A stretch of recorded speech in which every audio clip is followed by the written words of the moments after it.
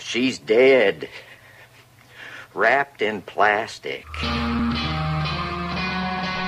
Welcome to the Twin Peaks Podcast.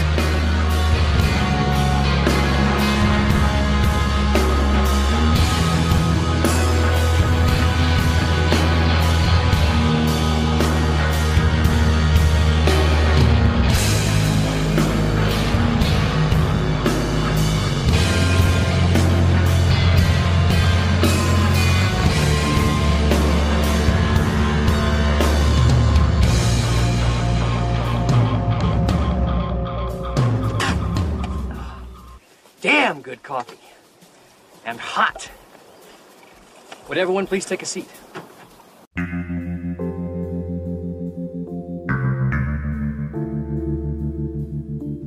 Welcome to the Twin Peaks Podcast. I'm Matt. I'm Melanie. I'm trying to get home. I'm already late. I'm Caitlin. And Caitlin should have just been puking.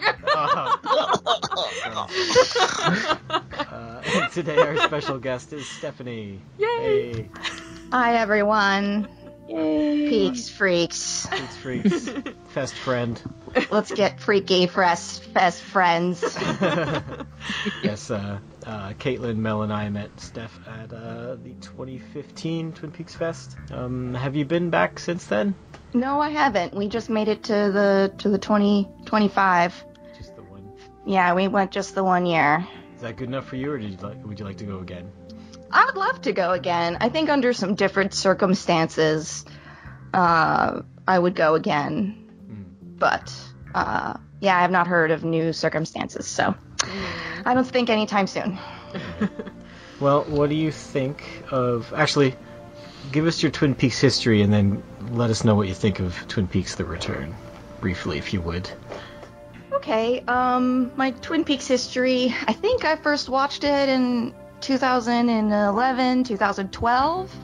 I was a David Lynch appreciator, I suppose, and then one day on Netflix it popped up in the recommended, and I was like, oh, that's cool. I've heard vaguely about this, and then I just started watching it.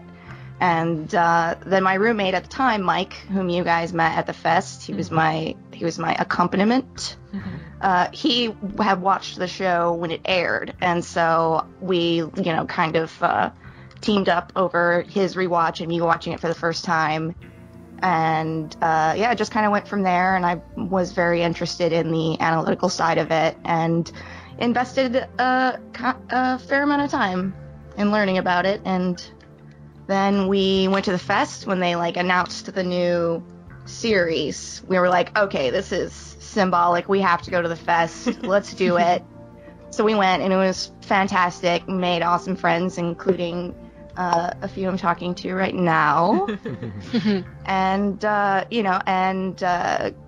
yeah, so Twin Peaks, that's my history. I don't know if it's that exciting, but I painted Laura Palmer once. I have the Fire Walk with Me, laser disc framed on my wall. Nice. And I'm trying to think. I just appliqued a blue rose onto a creepy black blazer. And I think that's my, Twin Peaks gear. Nice. That's interesting. That's my fan cred. So, what do you think of this new series? I am highly in favor. I am completely on board, and I've enjoyed every episode, and I find the construction, I find the aesthetic, I find the pacing really interesting, and I'm very compelled and stirred by this new season. So, Okay. yes. Awesome. Cool. Yeah. I read the book also before this season started, and also found it very intriguing, very interesting piece of writing. I'm a writer, FYI, anyone doesn't know. I'm a novelist. So it was nice to have a text. I really like that they do that Frost angle, and Jennifer Lynch coming in to do the Secret Diary of Laura Palmer, and then Coop's tapes. Scott Frost did that, right? The tapes, My Life in Tapes.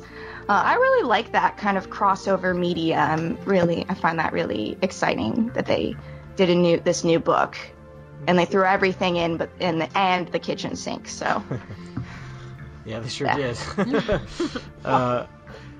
So, I know this is an important topic for you. I see you posting about it on Facebook sometimes. What do you think of the portrayal of women in this series? I wanted to ask you that specifically. Well, the portrayal of women, I think, is very par for the course for David Lynch, because deep down, like, you know, his work is a constant introspection. He's constantly doing that transcendental meditation thing and just digging down, and he, like, very much, as like a lot of human cisgender males do, kind of like maternalize and sexualize all women. No matter what. That's just so that is going to end up on the screen because that's where he works from. However, what I think is kind of interesting is that he's aware of that and he wishes it to not be so. So he tries, and I find that fascinating. The times that he tries, and then fails, like, the scene with Daria and her underwear when she's murdered, like, you know, where it's just like he just kind of like misses the mark and is titillating when you shouldn't be titillating. And that's like that, like those are his biggest failures, is that he kind of trips over his own dick. And so that's really problematic. That's the word I use for David Lynch in talking about things like gender and race also. And queerness, like, you know, his depiction of Denise is really problematic, but also really interesting. So I guess I find the problems really compelling.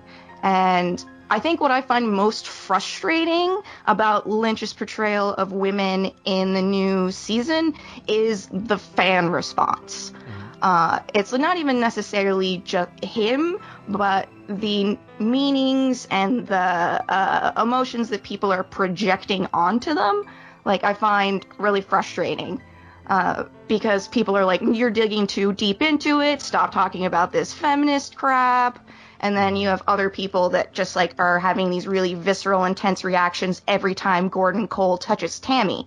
And so it's like that can be really tough to deal with, as people are not really filtering out the initial emotional reactions that they're having to the media. So to kind of bring back my politician's answer on how I think he's portraying women in the new season, I think he's portraying them in a very, very interesting way. And sometimes they're problematic, sometimes they're really successful, and sometimes they're just kind of uncomfortable, like meant to kind of make you uncomfortable. Yeah. And I guess that can make them problematic too. So I guess I'll just say I'm compelled. Great. That was excellent. I wanted to know your thoughts on that. You really explained yourself well. I mean, thank you. I can give you lots of examples. We can dig into it, but we're talking about this one specific episode, right? And I have something about the depiction of women in this episode too. So whenever you guys want to, whenever you want me to deploy that on you. Brad or Caitlin, do you have any thoughts on that topic at this point in the series? I mean, nothing's changed for me. Last episode was harsh. It was nice this episode that it wasn't just women constantly being beaten, so I appreciate that. Yeah,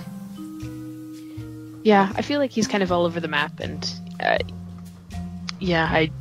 some characters are good, some are not. So yeah. All right, Mel, do you have anything? No, let's just talk about the episode, man. Episode 11. It opens with some... Deploy! Yeah. Deploy! It opens with some kids playing catch. And Melanie, you thought there was, like, disappearing and reappearing kids. Yeah, like, I was like, what's going on here? Like, why is it like a kid? Like, and then there's another kid. Where's this kid coming from? And then 3 are on the street. I'm like, whoa. Oh, that explains it. It was shot really weird. Yeah. Basically playing monkey in the middle, I guess.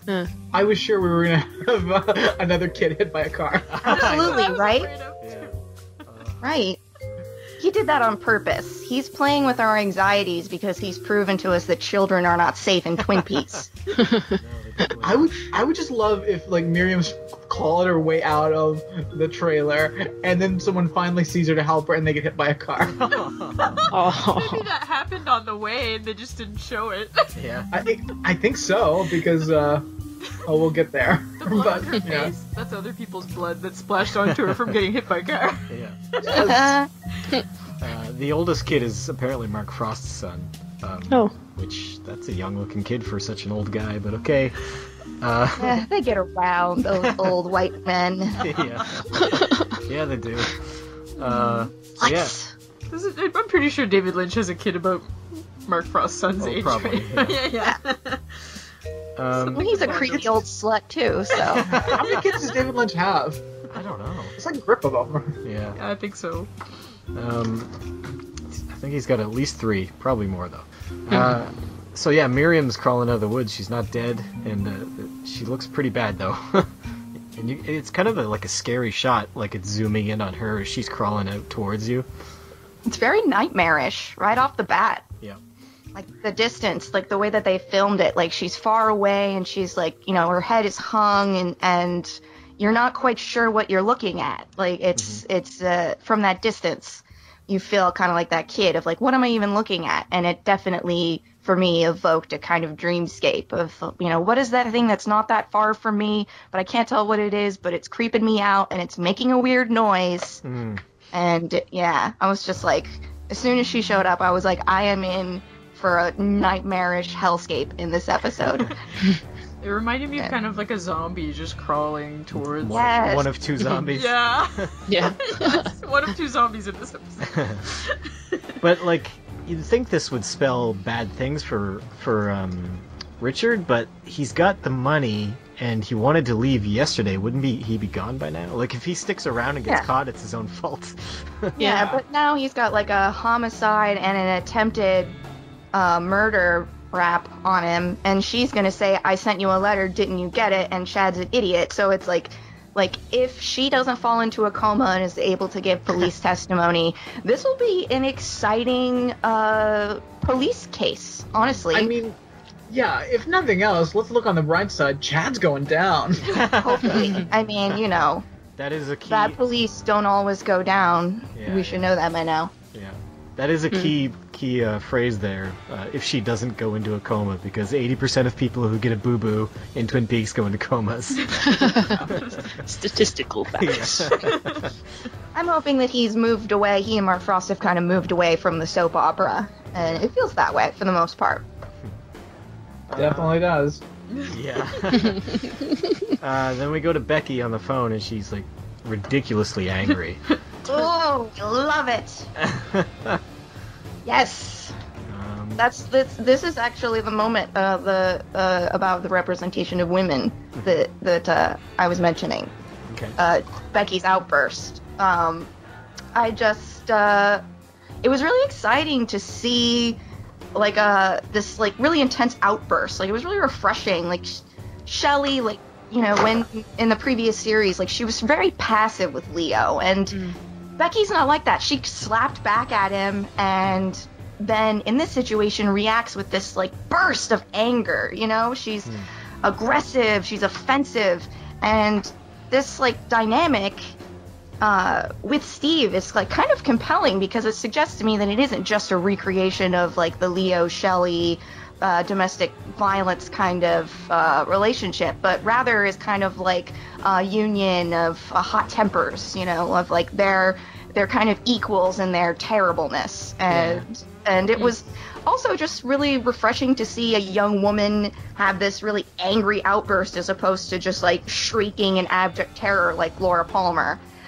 So it was just like hearing her like ah and just scream her head off was so incredible. And then she straight arms herself, like, and just that, and her whole reaction to it I found really exciting and compelling and kind of affirming, actually. But do you think that's her character? But because she's about as angry as Steven was last episode, so I'm thinking it's just whoever's on the drugs gets angry. Yeah, they're both like hot-tempered, angry, aggressive. Like, we've gotten an indication that she's not really doing as many drugs as Steven. Steven is like mowing through the blow. So, and she's holding down a job, which doesn't make you good. Like, that's one thing she sucks too, and I find that wonderful. Like, it's nice that she isn't just, like, a pure, innocent, like, little girl, like, being manipulated by a D-bag. Like, it's kind of nice to be like, she's also a D-bag. Equality. Thank you. That's what feminism wants. Women can be D-bags too. It's interesting. I hadn't even thought, it hadn't crossed my mind that maybe she's on drugs. I didn't get that in her portrayal, but what did cross my mind about Becky in this episode is just a reflection of her parents and, like, how angry Bobby got in the first, the first Twin Peaks series, and then also her reaction and, like, how she was flip-flopping between I love him, I hate him. It was kind of like her mom. Yeah, big time. And very manic, like a very kind of, like, hot, cold kind of response. Which is, a classic drug addict move. Like, even if you're not on drugs, like, you're still affected, and stimulants like cocaine, or I don't even know if they're doing cocaine, I mean, for surezies, but, they're doing sparkle, it's obviously, that sounds like some kind of, designer drug, MDMA, something, speed, whatever. It seems like an upper, anyway, a stimulant. It seems like a stimulant, but in any case, I don't know. I found that really exciting. I was glad that she was the one flipping out this time. What'd you guys satisfying when she threw her mom off the car? Can we just back up for a second and talk about the fact that Norma's still working on the books here? I know. She's been sitting in the same place with the same papers for weeks. She's barely a had any busybody. lines. I think she uses it as excuse to watch people. She's passing silent judgment on everything this episode. Oh yeah, it's great. Casting shade wherever just she lots gazes. of glances. You think I'm doing my bills, but I'm just writing down things I hate about everyone. Oh, she's writing like a fictional personal memoir. Yes, exactly. Gotta fill the book house with something. Yeah, I just wish she had as many lines as she has glances. Yeah, I know. Yeah. Maybe She'd win an Emmy. Maybe she was expensive. Maybe they couldn't get the actress to do many lines or many days of filming. That's I don't know.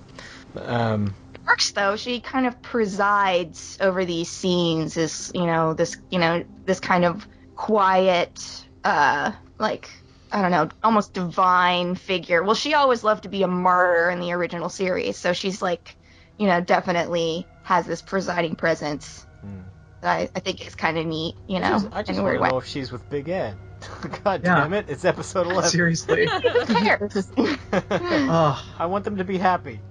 Write the fan fiction. I will. There's not enough happiness in this season, in my opinion. You gotta make time for screensavers.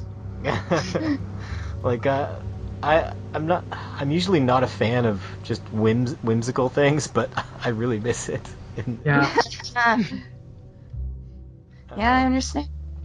Yeah. This episode had a fair amount of whimsy. So at the end, yeah, anything that's whimsical in this series takes place outside of Twin Peaks. It seems it's always usually surrounding Dougie. Yeah. Well, let's talk about this Fat Trout trailer park then.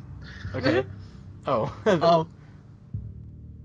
Just when the Shelly getting thrown out the car is amazing. Yeah. I felt wonderful. so bad for her, and I was like, I hate you, Becky. And then later on, I didn't feel so bad. I kind of like. I'm so proud. I felt like it was like obvious in a way that Becky's got her mom wrapped around her finger. Like she's got her totally fooled about everything in her life. Like. And then she's still trying to fool them even when she's in the diner. She's like, no, he doesn't beat me up. No, God, no. Like, like, I don't know. Well, I mean, Shelly's culpable as well. Like, she's not, like, holding herself accountable instead of, like, really trying to, like, teach her kid and walk the walk. She's just kind of trying to... she's just enabling. Giving her money. To try and protect her and save her because, she's with a bad guy and I've done that too.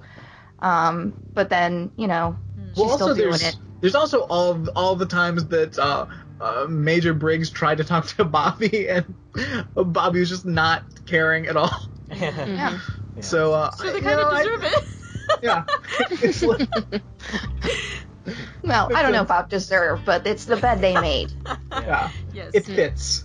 Yeah. But my favorite thing in this fucking episode is Carl Rod and his fucking magic warp flute. Oh my god. Yes. The magic flute. Where's HR Puffin stuff? Yeah, like, what? That guy just is on standby 24/7. Keeps the engine running. Just like whittling in the front seat. I Yeah. love it. It's so great. And Carl's got a radio direct line to the cops in the van. Well, he's a busybody too, like Norma. You know? He's like the unofficial mayor of, Yeah. like... Fat Trout. Yeah. The mayor of Fat Mayor of Fat Trout. So this is where the first time we get like confirmation that Shelley, her last name is Briggs, And I she's- squeed. I'll You admit. squeed? I squeed. I was like, yay! But then were you disappointed later? Yeah. Yeah, they call Deputy Bobby, and they go, or we see Becky go to an apartment complex, and let's talk about what happens here. Oh man, she's burning it down. I'm really impressed and proud of her for just firing into. But that's murderous. door. That's murderous Yeah. intent. She almost. And she straight up could have intended murdered to kill people. him. Yeah. Seriously. That's not Calm good. the fuck down. I love it. I love how far she's taking it. Like, I love how dangerous she is. It's very exciting to me. You just mean as a character, not as a person, right? Oh, yeah, as a character. Yeah. Right. This is a fictional show. Yeah. So I don't judge it like real life. This is a secondary world in which magic exists. So Yeah. Becky's awesome. She is getting shit done. She's making things happen for herself. Kinda. She's gonna kill a Hayward. Yeah. Yes, let's Dude, please- she's like 12 years older than Steve. If Steven is of an age with Becky and he's hooking up with baby Hayward, then he's like, you know, she's cougar. She's got a little cougar action going. I love it. Yeah, let's talk about though the fact that this is Houston Hayward. Like, what's going on here? That's an odd one to bring Wow. back. Yeah. Well, I mean, it makes sense. Like, you take the, in terms of world building, why necessarily introduce a ton of original people when people you've already introduced are of a good age and, it could create an interesting relationship, So, Do you think this is all we're gonna have of her? Is this one shot? oh, that's very possible. Yeah. Oh God, no. I think that's where all we're getting of any character is one shot. Yeah, this is we're just taking a trip into a world that exists. There's not necessarily any kind of a plot that we're going to be able to hang on to, except for maybe the overarching plot of the hunt for the Black Lodge or whatever. Stephanie, you don't seem to have any expectations of this show whatsoever. You're just along for the ride, aren't you? Oh, yeah, 100%. And the ride has been delightful. Beautiful sights. I have enjoyed every moment. I mean, even not enjoying, that's the thing, is that, like, even aspects of it that I find problematic, or even aspects that just simply make me emotionally uncomfortable, like, I find that very compelling and very engaging. So, so it's working for me in that sense. It's giving me a lot to do. In Buckhorn, we go to an empty lot. Ooh, on Sycamore Street. Oh, this is the shit right here. This place kind of reminds me of like the trailer park in Firewalk with Me, just like kind of dilapidated and sun bleached. Yeah, that dog disappearing. farm elements, Yeah. But yeah, there's a whole bunch of woodsmen creeping about. Well, I think it's just one. Is it? I thought there was more than one. Yeah, I think maybe it's you're right. only one guy is on the job, I think, in that particular case. Besides the ones in the swirly vortex. Yeah. Yeah, yes. Within, So yeah, the lodge. they get out of that car with their guns already drawn. I don't know what they're expecting. Like, Gordon and Albert seem to be expecting something in particular. Like, Gordon's like, you think there's one in there. What's one? Oh, yeah. One what?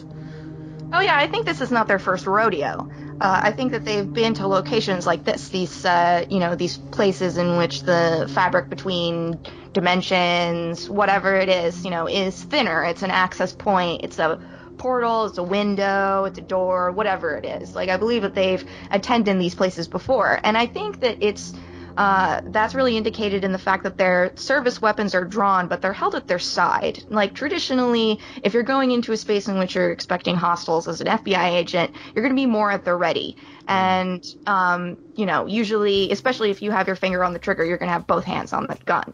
Yeah. And so it's like, so their manner is not in a traditional, kind of like FBI tangible real world conflict scenario. Like, so it seems to me like in a way like they're carrying the gun because it's protocol, like that, you carry the gun when you're going into a space in which there are possibly hostiles, except these hostiles are really not going to respond to gunplay at all.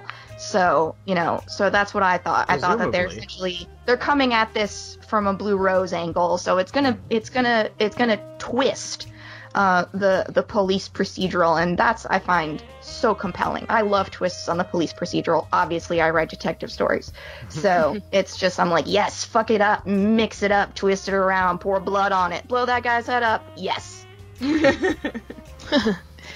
Yeah, I would believe that they had come across situations like this before, just because they handled it so calmly and like they had, I don't know, some sort of method that they were following, and it really surprised me. I'm like, why is Albert not freaking out? Yeah, he just gently pulls him back. Oh, he's fading in and out of existence. Let's just pull him back about a foot. That was my favorite part, though, was the long shot of David Lynch just holding his arms up to the sky and reaching. Reaching. Yeah, it's like he's a child who wants to be picked up by his parent. It was a very dreamscape kind of image as well, though, of like the figure in the distance. So it just kind of seems like this weird rote movement of him just waving his arms back and forth. Like it had a very sort of like stilted, dream-like, is this real kind of feel to it. Yeah. I dug it. It was weird. But that's so great about this new season is so great about making the camera's eye omniscient, so it's like, and because I find that disorienting, because then it makes me forget that the characters are not necessarily seeing what I'm seeing. And even if they did, they may forget it because they're going to be influenced by whatever powers are at play, or just by the nature of the, the mediation of the auteur of Lynch Frost. So I just love that. He was really good at that, of making it clear that we're getting a slightly different look. We're seeing things differently from the other characters. Yeah. Did you have a note, Mel? No, I forgot. Yeah, he sees 3 of those hobos on the stairs, and people are saying that the room with the stairs kind of resembles the room that Laura Palmer walked into in the painting on her wall. They're saying the wallpaper's the same and stuff. Yes, it is the same. I mean, it appears the same, so that seems purposeful. Just in terms of set building, they'd have to get that wallpaper, manufactured again just for that scene. So it seems purposeful to me that they're showcasing that this is a previously established supernatural location. So, and that feels good, doesn't it? When things are kind of tied together like that, it feels good because you don't get it a lot. Callbacks are good. Whew, yeah. So what'd you guys think of poor Bill's head getting squished by a woodsman? I have a question about it. I think. What? Why him? Why did the bearded man kill Hastings? What more could he have offered them that he did not already? Or was it revenge punishment for cooperating with Briggs and with the FBI? But I can't help but wonder, there has to be some, not has to be, again, expectations. But it seems very interesting to me that he did not kill Tammy, for instance, or Diane, or make a move on Gordon and Albert, who were themselves, really, the ones doing the full investigating. Why did he kill Hastings? And so, I find that a very interesting question of why him? What's the motive behind killing Hastings? It must just be because he's been there before and they know him. I don't know. They know he's a danger. I don't know. Yeah. Could be revenge, too. Yeah. Could even be a warning. Yeah, a warning, definitely. But it seems like, there are characters like, on the Dream Team, that, killing Tammy, for instance, like, that would be a great warning. I'm glad they didn't. I find her compelling. That's my word of the day. But it's interesting narratively. He's an extra, so if you're just going to like mundane story construction, like it fits to just get rid of this useless character at this point. So I find myself wondering that, of being like, is there a plot reason? Is there a theme reason? Or is there just a writing mechanics reason? That's always the question with Twin Peaks. Yeah. Where was I? Oh, McCluskey, is that his name? Yeah. Mm-hmm. He's tied with Hawk for the greatest reaction, in my opinion, in this. First, we had Hawk reacting to the little device there that was emanating the sound, where he went, "What the?" And now we've got McCluskey going, "Oh my god!" Yeah. Oh my god! I think exactly. That's awesome. I love it. Love that. A reasonable reaction, I think. Yeah, I was 100% satisfied with that reaction. It was great. You could even say it was compelling, right? Yes. Yes. Thank you. Validated. We lost Brad to a power outage. Oh no. There's just, it's probably thunderstorms again or something. I don't know how I feel about like this whole like Diane being all shady though. Mm. Ooh, really? I'm super curious. Well, I am curious, but I just don't. I don't know. I don't buy making conclusions. Let me just say that. People are like, oh, she's obviously colluding with Doppelkoop, and I'm just like, stop saying obviously, first of all. That's a bad word in your vocabulary if you're talking about Twin Peaks. So, I don't know, but I'm like, she's making her own moves. Yeah, there's gotta be more to it. She's got her caper going. Mm-hmm. So, I don't know. I'm excited about it. I hope that it kind of comes to fruition more so that we can learn what it is. What if she's responsible for all of this? Responsible for sending Coop, knowing that something would happen to him in Twin Peaks, and that Diane was just the mastermind all along. Really lazy writing. To what end? Yeah.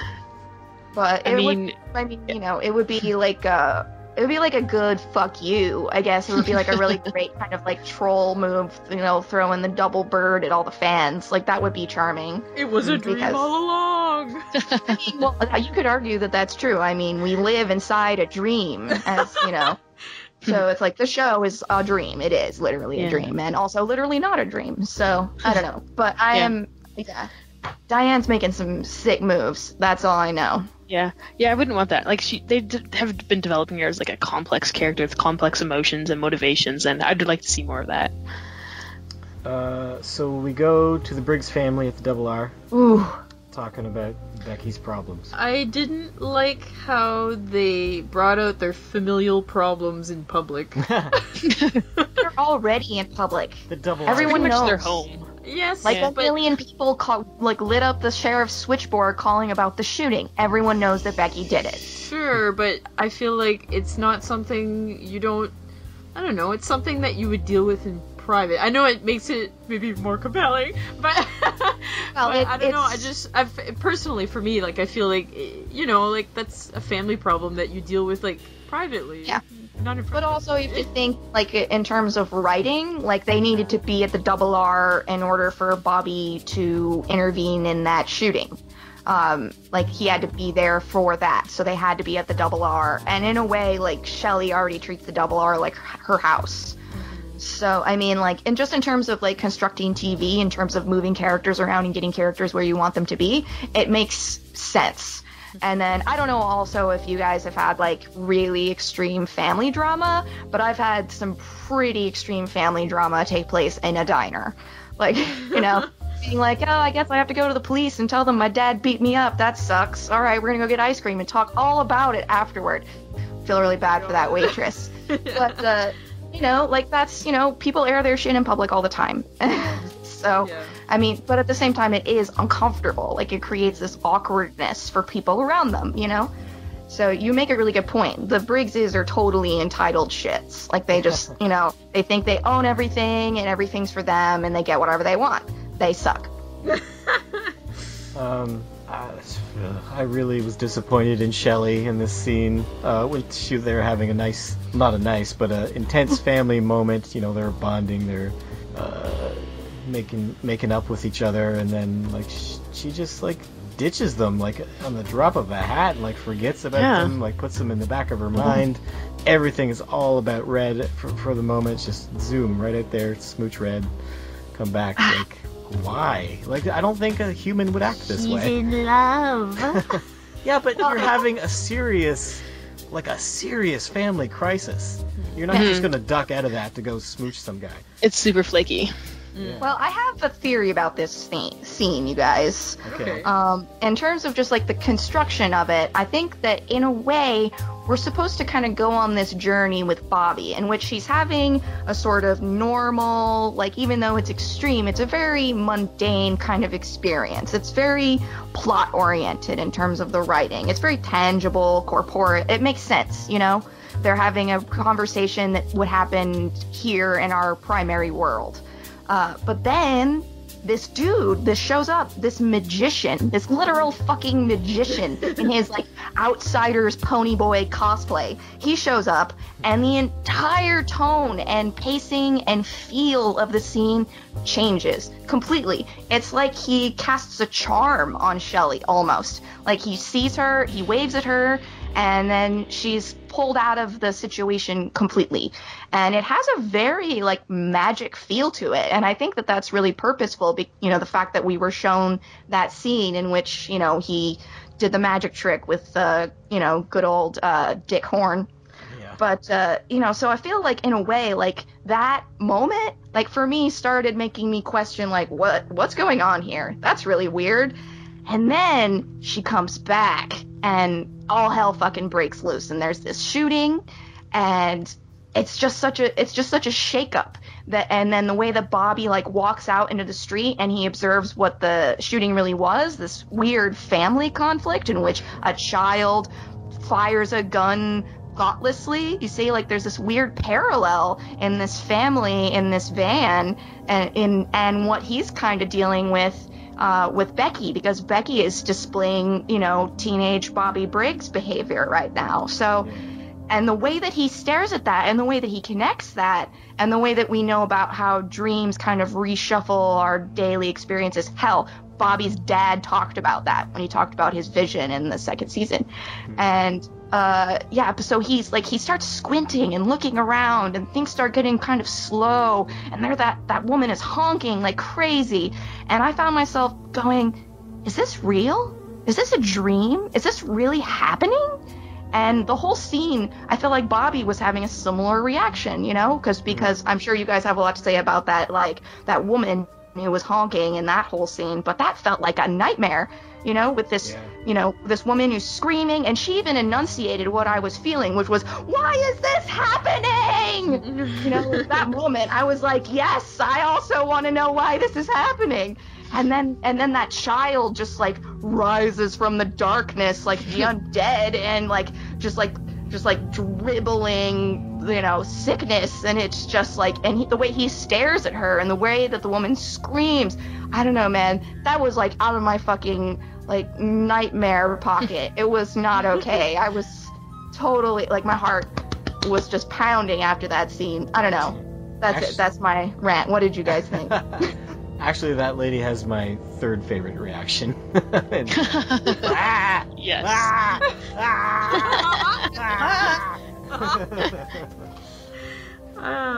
But yeah, it's very like maybe it's a little bit over the head with the look, kids are just like their parents with the little kid and his dad. Yeah, but that was so surreal. You know, the way that he was like standing, the little kid, he was kind of like, I'm a badass. You know, reminded me of Little Nicky too. yeah, there's this weird thing. But I mean, I feel like that's a kind of common, like, you know, weird Jungian thing almost of like, you know, the evil children, you know, like, you know, and children being kind of like dolls, like that their parents dress up, and like children are creepy.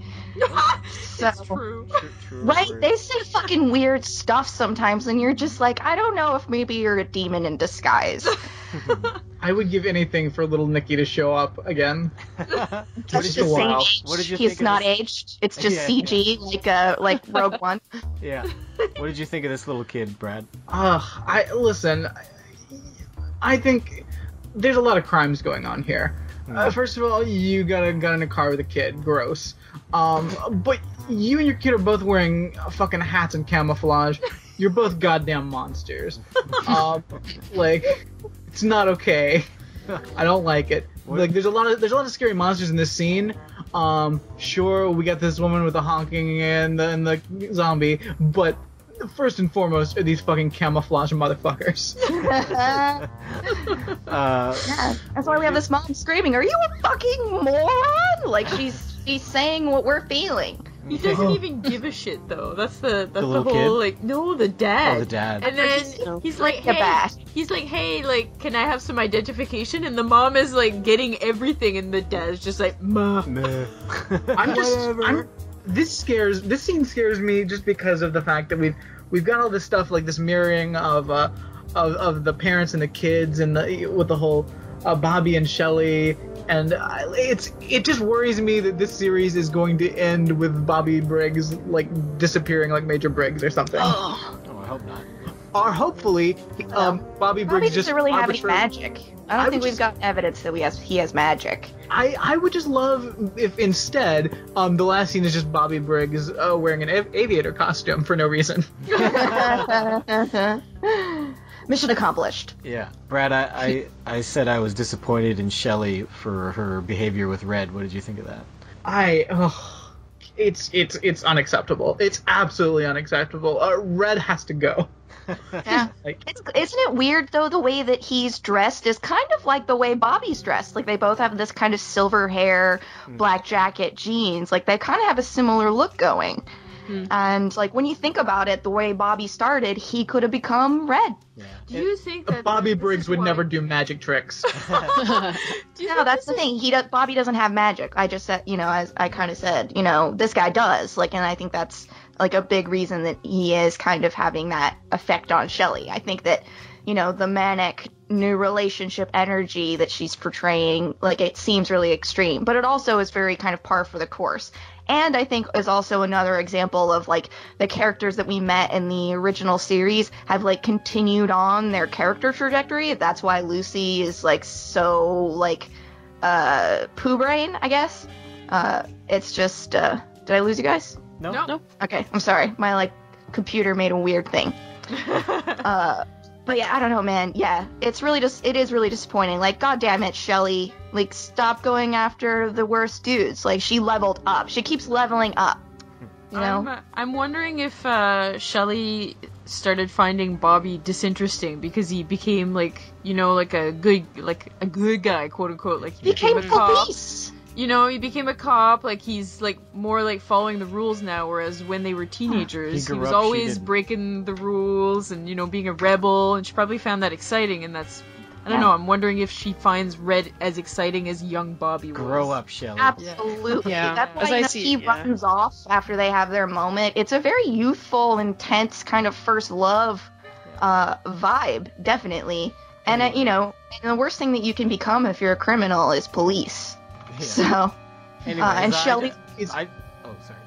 I was going to say, is it possible that maybe Bobby loved her because she loved magic too much, and she kept wanting to go see magicians in Las Vegas and watch David Copperfield and David Blaine, and he was like, you know what? We got to get a divorce. I can't handle this fucking But garbage. Bob's ruined the show because if he'd been into that, then maybe they would have gone to fucking Las Vegas and found Coop. I'm okay with them not finding Coop. I like Bobby. Bobby's my Agent Cooper in this episode. I like Cooper's never coming back. I got to settle for Bobby, and I like Bobby, Matt, so that's okay. I've been waiting for you to say that since we started this podcast. Bobby's not even real police. Yo, he's not real police. Come on, Bobby is impersonating police. No, he's finding He's a normie. zombies and stuff. He's good. He's the new Agent Cooper. He's a fucking normie. You want to know Agent Cooper? It's Hawk. Tommy Hawk hasn't done anything except listen to the log lady and walk in the woods and nothing happened. No, man, he's proven consistently that he has the policeman's eye. He's natural police. He found for that sure. he found that thing in the bathroom stall. That's about it. I don't know. And then also in the preceding seasons, Preceding seasons, he was great. Hawk is always the greatest police officer. But second best, Bobby Briggs. All right. It's a sharp second turn. Yeah, let's move ahead. Where are we at? We're at Hawk and Truman. Yeah, Hawk and Truman. Speaking of them, we're looking at a map. It's old. It never changes, though. It's always right. Did we discuss the honking woman? Kinda. Yeah. Because I just have to weigh in that this is another of my absolute favorite scenes in this entire new series. I love everything about this woman and her crazy voice and the Yeah. Amazing. It's the best scream of anyone. She really committed. That actor, she really brought it. Oh no! Ow! Ah! Oh no! Ah! I love it. Brad, were you here when I was when I was appreciating McCluskey's reaction to the head I missed crushing? that as well. That was great. Yeah, that was delightful. So yeah, the map. Oh, it's Mackley. It's not McCluskey. Mackley, that's it. Sorry. Sorry to interrupt you. I just happened to notice it in my notes. So what kind of a map is this? It's like a living map, but it's not like a Marauders map. Stuff. Yeah, there's not many directions on it. It's it's like the cousin of the Necronomicon, you know. Yeah. Oh yeah. It's just like symbols and stuff. That's not a map. I really want to know, like, is it a magical map that actually changes, or is it just like you just look at it and you project whatever you want onto it? Or maybe someone comes in with an eraser and just erases things and then rewrites. Yeah. It's probably supposed to be prophecy. Yeah, well, I mean, what is a map, really? What is a map, really? When you get down to it. It's a representation of real-world topography. It's a guide. At its most basic. It's a guide. It tells you, like, what you need to do, where you need to go. Now, that doesn't necessarily mean that it has to be, like, topographical, geographical. You know, it's, like, this map, while also, like, having land connections, is also just a metaphorical guide. It puts you into the space of understanding what your location means, not just where it is, because you have to observe non-tangible characteristics in order to recognize the location. Like, there's not going to be a sign, there's not gonna, it's gonna be metaphorical. Yeah.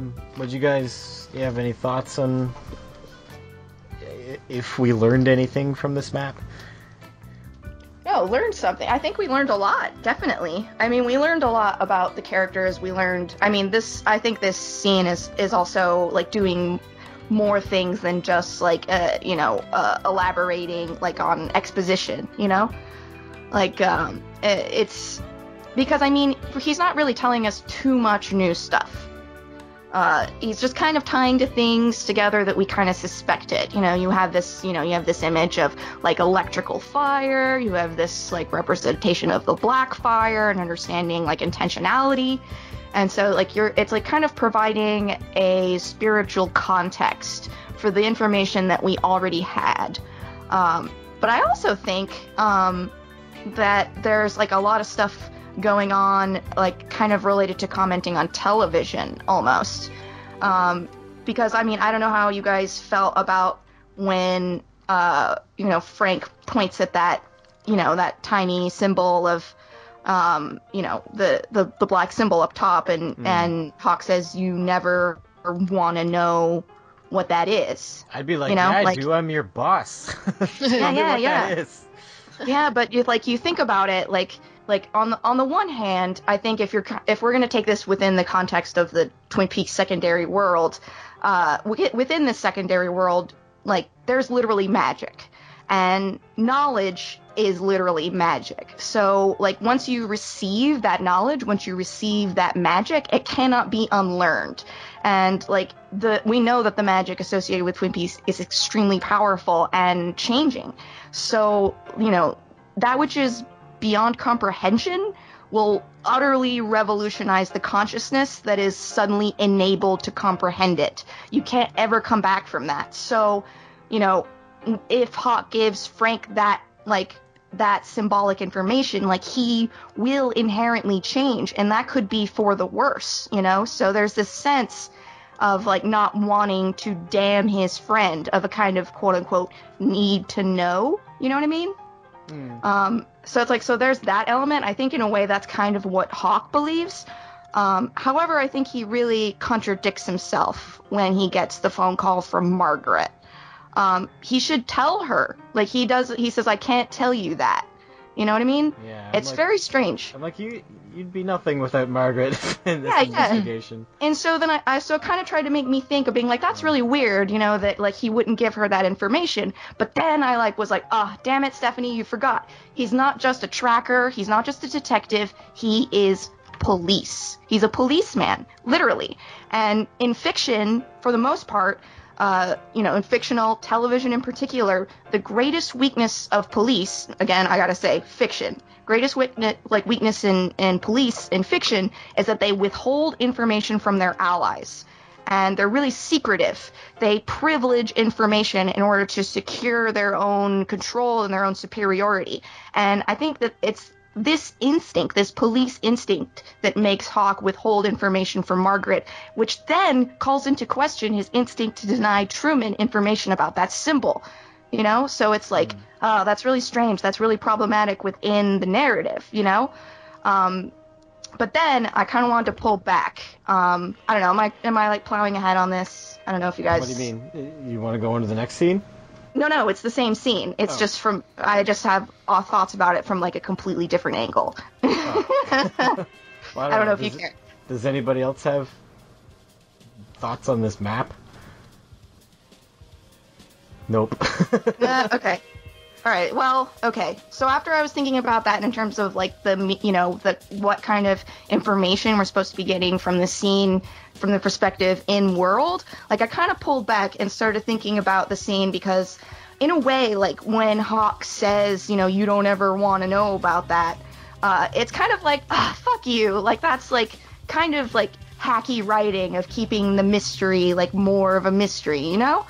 And, you know, that's something that kind of made me think that it might be part of this new series' effort to kind of pick up a thematic effort from the original, which was to kind of comment on existing television tropes, you know?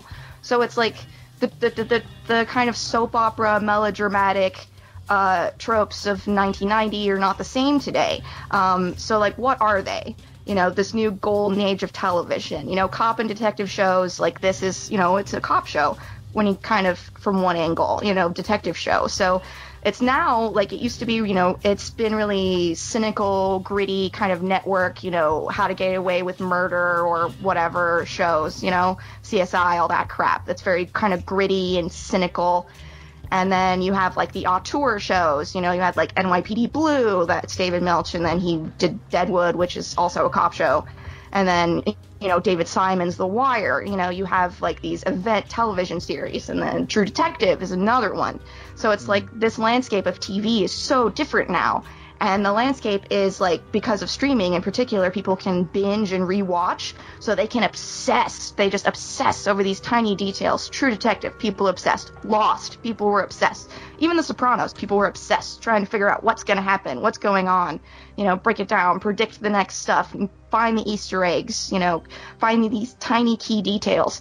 So, you know, that, like, trend, that puts a ton of pressure on writers, you know, like, writing a mystery that people don't solve until the end is fucking hard.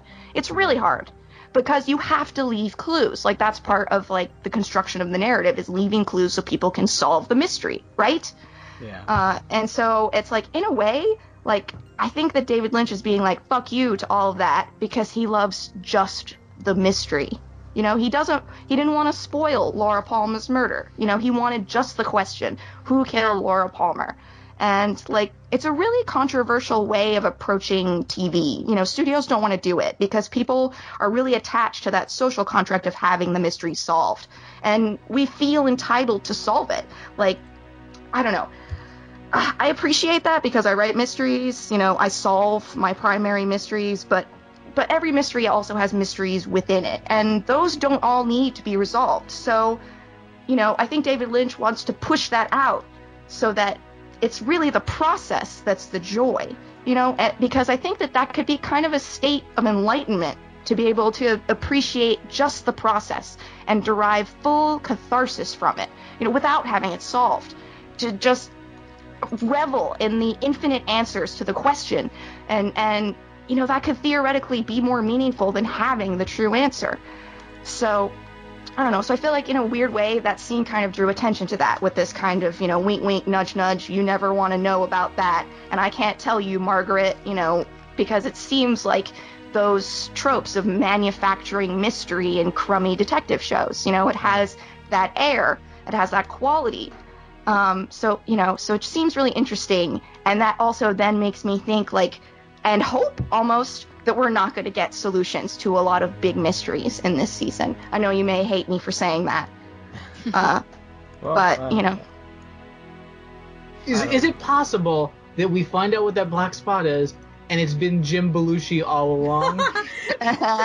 Because clearly, Hawk wouldn't want to worry Truman to know that there's a Jim Belushi running around in the world. Like, I think that's a perfectly valid explanation. Well, we should probably move on to the next, just the whole Dougie thing. Like, let's just talk about the entire thing. I don't know, you don't want to talk about the next scene in Buckhorn with Diane and everyone and Oh, Cole? yeah, shit, I forgot about that one. Oh, I yeah. didn't like how only David Lynch was eating a donut in this scene. I was like, come on, guys! Unless all the donuts are for David Lynch. In Yeah, this yeah. case, I guess. Yeah. Well, he and Diane are self-medicating. Mm-hmm. Diane wasn't eating any of the donuts, though. No, she's smoking her ass off, though. Yeah. That was such an interesting scene, because it kind of lent to this idea of, like, maybe they didn't see what we saw. You know, because Diane's like, I think I saw that guy get out of the car. Like, we know that she saw him get in the car. You know, so it's like, is she lying, or was she affected? You know, and we don't have any evidence of Tammy having seen it. But then you have Cole and Albert not commenting on the fact that he, like, faded in and out of existence. Like, he didn't just walk away, he faded away. So it's kind of like, what did you guys see? Did you see him as just a normal person?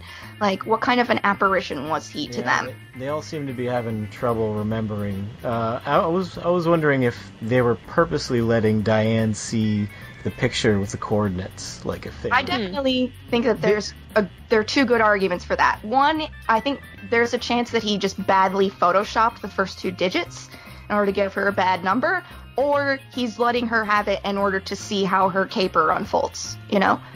Being like, let's see what you do, let's find out what you're doing.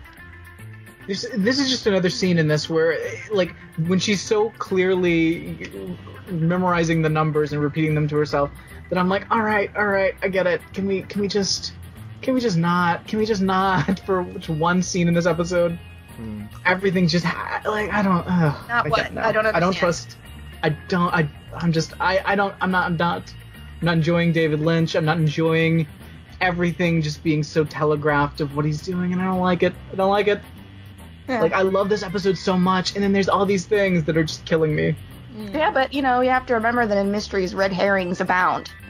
Yeah, but these aren't even red herrings, though. They're just happening. Yeah, so now Dougie. Now Dougie. I love it. This is in Vegas. In the same way that Bobby is now my Sheriff Truman, the Mitchum brothers are now my Horn brothers. Nice. They're so great. I love them. There's a little bit of joy in their scenes sometimes, and kookiness. I like these characters. I don't know. I don't like that they eat breakfast at 2:30, but I don't like the way I don't like the way that I don't know what's his name. Rodney and Bradley. Is it Rodney then? The way he like slurps his cereal just grossed the fuck out of me. Well, they're scumbag meatheads. What do you expect? I They don't don't know like how the to way eat like people. I don't like the way that Candy is aware of Jim Belushi's bathroom habits. Like she has to be on watch of when he's in the bathroom. Oh, Maybe she can just hear it from anywhere in the house. But I want to ask, yeah, like I don't know. I don't think she ever gets changed either. Yeah, she's still wearing that same outfit. I don't know. Was there a chance that these three women are not real? Like they're not real people? I've heard they're that manufactured? too. I've heard that, either they're manufactured or that Candy is actually like a vessel for Laura Palmer. That's dumb. That's Yeah, just I've you're heard that trying to one. connect too many Right. things. Yeah. But, Later on, they mentioned the orphanage though, and I'm like, is this where all these girls come from? Yeah, they make it sound like they own an orphanage. Yeah. And like, yeah, maybe they got her from an orphanage and they dress her Oh, up. it's a oh. Because they said before they were like, oh, we can't get rid of her, like she'll just end up on the streets. She has nowhere to She's go. like a street urchin. move. It's a classic move. I mean, that's like straight. I mean, you guys are Hubble cast people. That's, Al pulled his horse from the orphanage he himself lived in.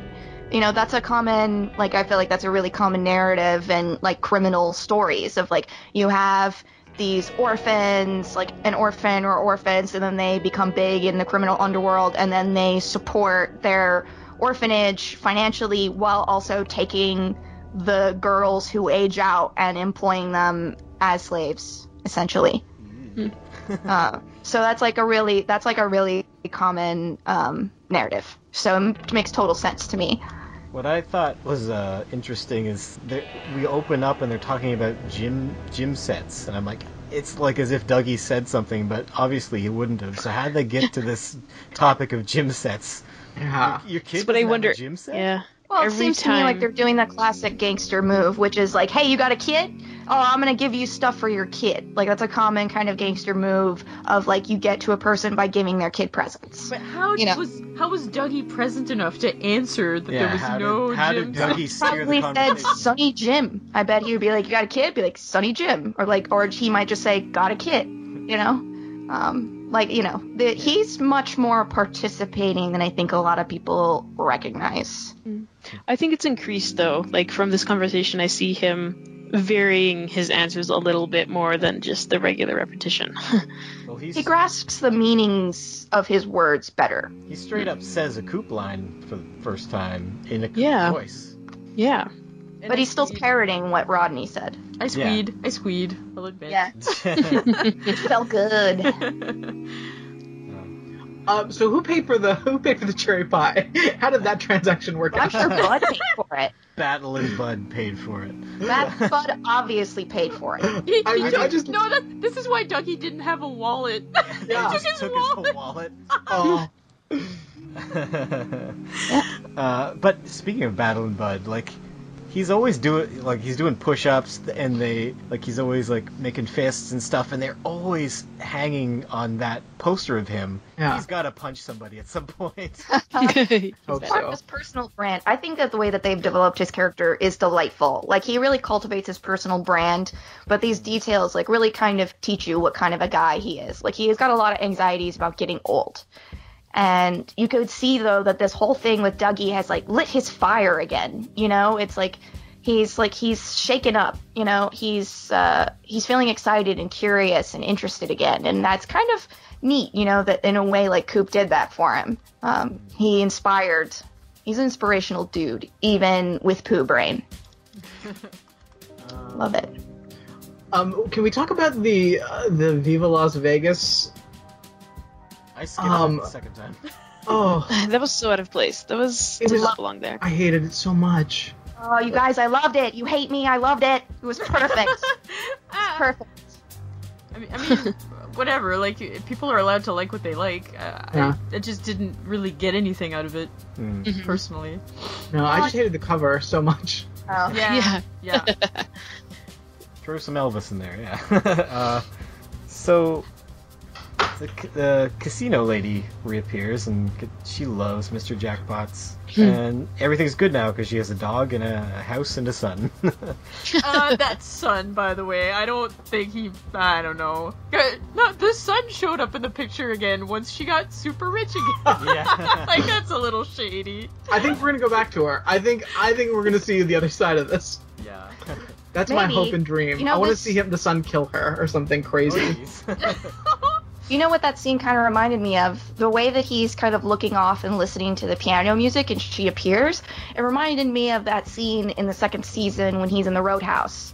And the old waiter comes up to him and says, "I'm so sorry." And he has this moment with Coop while this like kind of dreamy music is playing in that scene, you know, and it kind of reminded me of that, of like, you know, this like older person, you know, who is vulnerable, like reaching out to Coop and connecting with him on that level. It kind of made me think of that. It was really sweet. I really liked it. I like how the Mitchum brothers are like just looking on to the scene with like they're smiling, they're enjoying it, they think it's sweet, but this lady took them for thousands of dollars. Yeah. They don't care right now. No, man, 30 million and a magic pie. I love how that pie came in the scene too, the In the box. box? Like, I loved seeing him holding that giant box. I thought it was adorable. Yeah. So good. Did you guys have any guesses of what would be in the box? I had no idea. What's in the box? A head. A human head. I don't know. This was the other scene that was driving me fucking crazy, and not just because it's Jim Belushi, though that never helps. When he's just going through the whole thing of, now listen, if there's this one certain special thing in the box, Oh yeah. I can't, like, it's just, it feels like if, like, when, like, an 8-year-old is, like, making up a story, it's like, alright, but there was this one certain thing, and if the one certain special thing is in the box, just like in my dream, then we can't do X. And I was like, I don't, please. It reminds me of the last episode with what's his face there, Dougie's coworker, like being like, you know, he's your enemy. He's your Yes. enemy. You have an enemy. Well, these guys are meatheads. They're scumbag meatheads. You know? They're not smart, clever dudes, and they're in way over their head in this storyline. You know, they're dealing with shit way beyond their pay grade. You know, there's magic afoot. So do you guys think this is the end for Dougie? It seems like he's got like everything he could want. It feels like the end. It could be the end of Dougie. Matt. Maybe we'll get Cooper next week. Nah, in the don't episode expect titled Coop to come back. Let's Rock.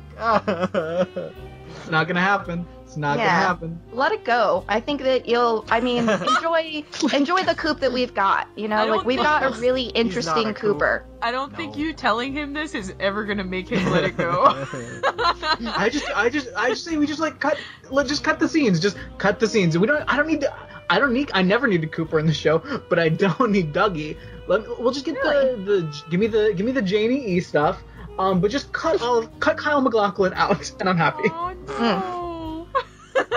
I find it delightful. I find it really compelling, you guys. It's very I don't know. It's interesting that because he's still got his soul and he's still got his like policeman's instinct. You know, there's like and that's what keeps us coming is that there's this glimmer of him in there. But like you know, we may just have a different Coop, like, you know, a different person to deal with. You know, he's been through a lot and people change, and that just may be something that we have to accept. Never. That, Okay. Yeah, no, I can't see that happening. I don't think that they bring in a character like Dougie without having a contrast like Cooper coming up later. Yeah, I mean, it could happen, definitely, but I think that it is counterintuitive to wait for it, to look for it. I think that you can get a lot more, and if it does happen, the catharsis will be a lot more powerful if you can come to accept Coop for who he is now, if you come to appreciate what he's going through now, because his victories are all the sweeter when you think about it, that he's coming at it from this totally mediated space. So it's just like every little victory for me is just wonderful. So I don't know. I mean, in the end, if he doesn't come back or we only get a few minutes of him, you know, I will grieve for Dale Cooper, but, you know, I'll still appreciate the time that I spent with Dougie Coop. I liked what you had said, Matt, when we first watched this episode. What? When Kyle MacLachlan, speaking of Kyle MacLachlan, when he was eating the pie, and he was, really making, a face as if he was enjoying it, and you were like, oh, Kyle MacLachlan's a really good actor, because he hates cherry pie in real life. He was making it really convincing. Yeah. Alright, so that's basically the end of the episode. Let's rate this thing and get to feedback, because we're running a bit long. I will go... I liked this. I find myself really missing the whimsy of the original Twin Peaks still. This episode made me kind of hate Shelley and Becky, and love Bobby, and I kind of like the Mitchum brothers. So I'll give it 8.5 out of 10 afternoon cereals. By the way, where's the Uncle Crunchies? The Uncle Crunchy cereals? Yes! Is that not a thing anymore? Who wants to go next? Mel, do you got yours? I'm trying to find my rating. Caitlin, you got one? Sure. I thought this episode was great with some really, crazy stuff. The car scene, for example, with our favorite woman with her reactions, and and actually, I could feel that we're getting more of the original Cooper back in the last scene with him there, which I really enjoyed. And I don't know, I thought it was a fun episode. I think I enjoyed it more than the last one for sure. It didn't feel like a filler episode, but it felt like things were moving forward somewhat, and there was, more story being developed. And so I'd give it 8.5 out of 10 loose guns. I think this is my favorite episode of the new series thus far. Because we've got characters interacting with other characters, which is always refreshing and great. We got Carl Rod with the flute, which is fucking amazing. We had Cooper doing his wacky arms in the sky, which I love. Bobby Briggs is a fucking American hero, and I love him always. Hawk's got a magic map, which is great. The only thing that killed me is the Diane reading the coordinates, and the fucking Jim Belushi and Jim Belushi's "if I see this one special thing," I can't. I hate that so much. I hate it so much. So how many points does that take off? I think it takes. I don't know. It's because it was. You know what? I'm gonna go 9 out of 10.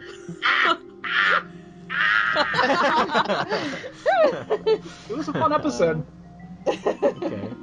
Nice. So, Steph, you have one ready? Yeah. I'm gonna say 9 barbaric Becky yops out of 10. That's what I'm gonna say, because her yop, it resonated in my heart.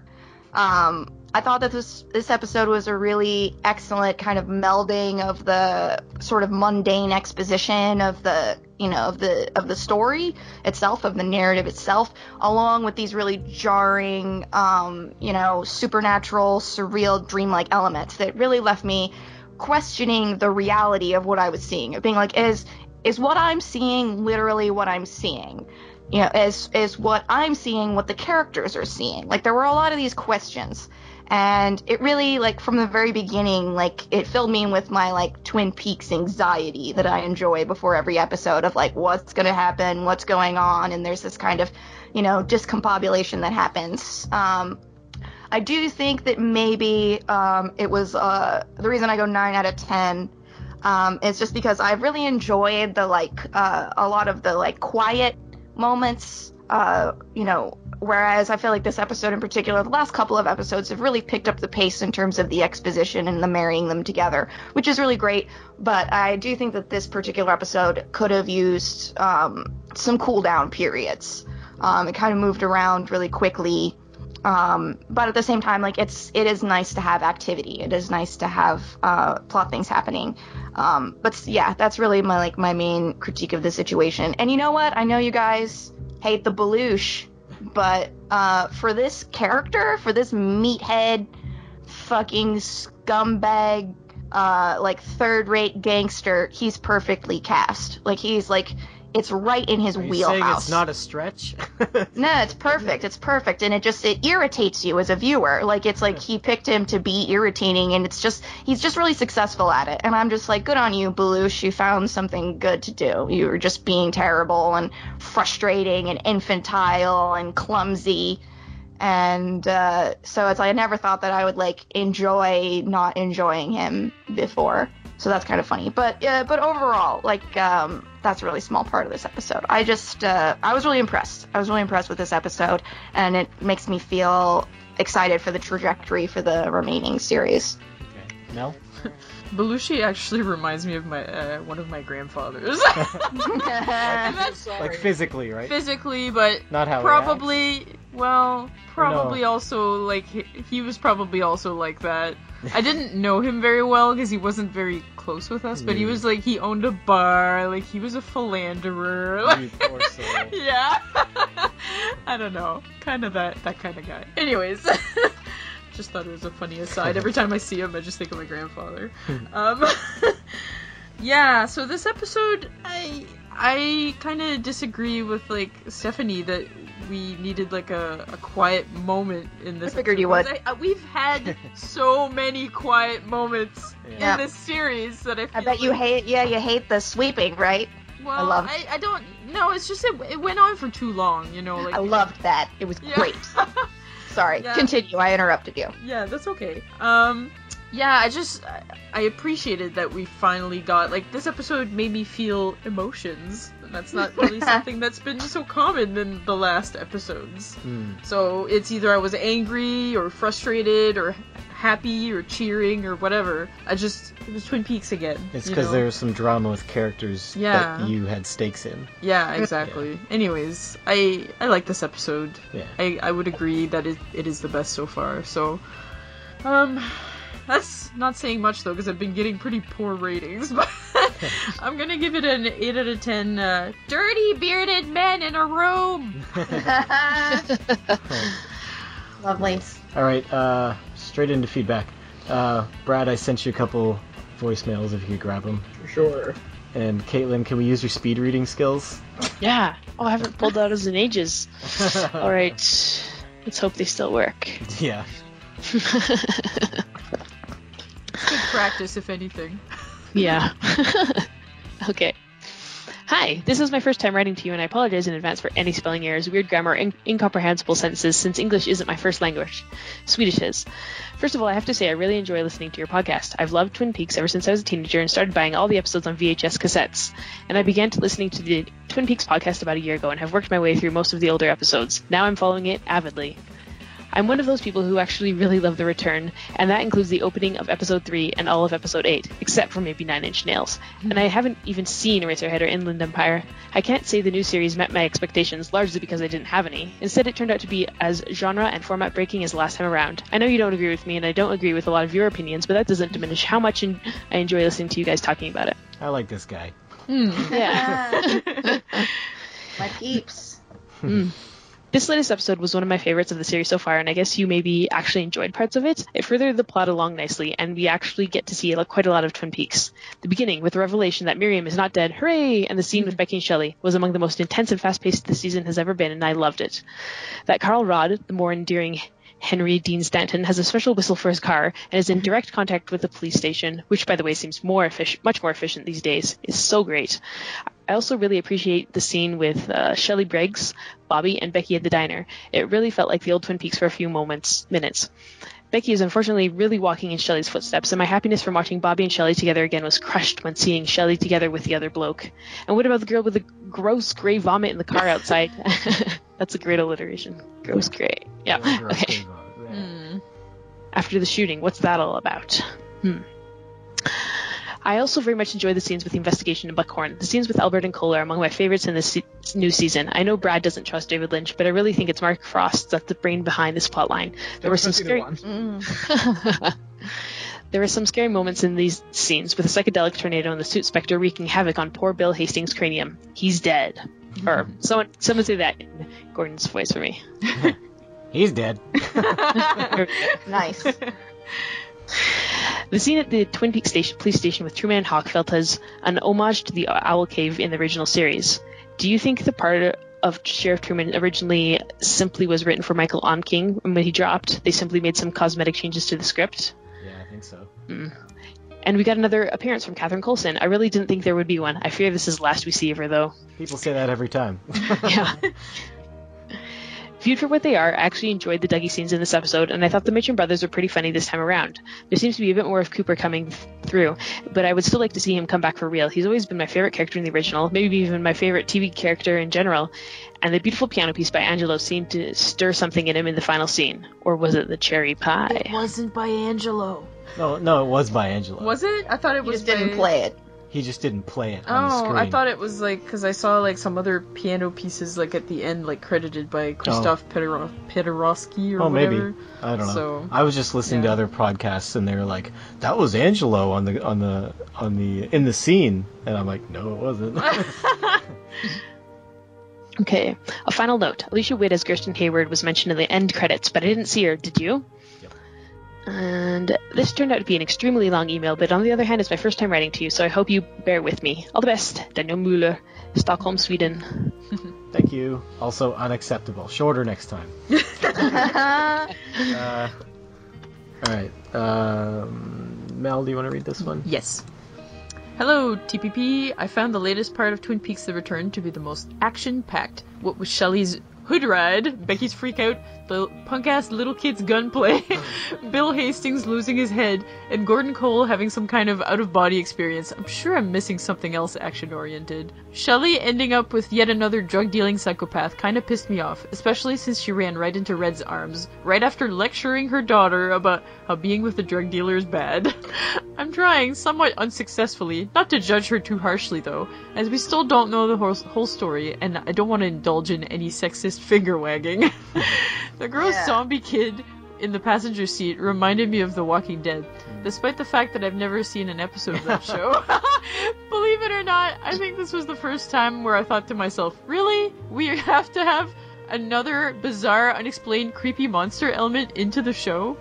Yes. Also, despite the fact that Jim Belushi's a moral monster of sorts, according to Brad, I thought he wasn't half bad this episode. It kind of also amuses me that Jim Belushi seems to be one of the main catalysts to bringing Cooper back, which is maybe possibly finally happening. Speaking of Brad, he said numerous times that he doesn't trust David Lynch, and I think I've come to realize that I don't either. See Inland Empire. That being said, I do think that I trust the collaboration between Lynch and Frost to bring the story around to an excellent, if not perhaps entirely satisfying conclusion.